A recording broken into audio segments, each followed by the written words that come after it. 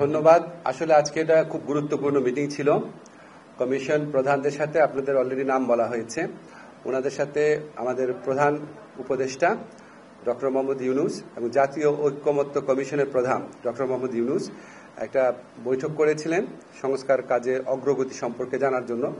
সেখানে কিছু ডিসিশন হয়েছে, এটা আপনাদের জানাচ্ছি। যে সংস্কার কমিশনগুলোর পূর্ণাঙ্গ রিপোর্ট আমরা আশা করছি 8 ফেব্রুয়ারি প্রকাশ করা হবে।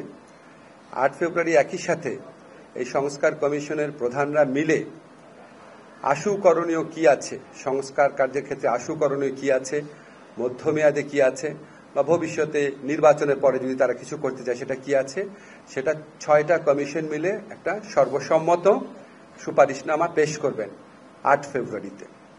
এই সুপারিশনামা এবং কমিশনগুলোর রিপোর্ট আমরা সকল রাজনৈতিক দল এবং আমাদের জুলাই গণ অভ্যুত্থানের পক্ষের শক্তি যারা আছে তাদের কাছে পৌঁছে দিব সেদিনই। এরপর রাজনৈতিক দল গণ অভ্যুত্থানের পক্ষের সকল শক্তির সাথে আলোচনা এবং সমঝোতা ক্রমে জাতীয় ঐকমত্য কমিশনের প্রথম আনুষ্ঠানিক বৈঠক অনুষ্ঠিত হবে।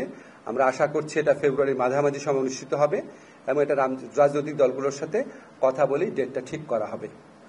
জাতীয় ঐকমত্য কমিশনের প্রথম বৈঠকে সভাপতিত্ব করবেন ঐকমত্য কমিশনের প্রধান ডক্টর মোহাম্মদ ইউনূস এবং এখানে সকল রাজনৈতিক দল এবং আন্দোলনের যারা পক্ষশক্তি ছিল তাদের প্রতিনিধিরা থাকবেন এবং আমাদের যারা কমিশন চিফ আছেন ওনারা সবাই উপস্থিত থাকবেন।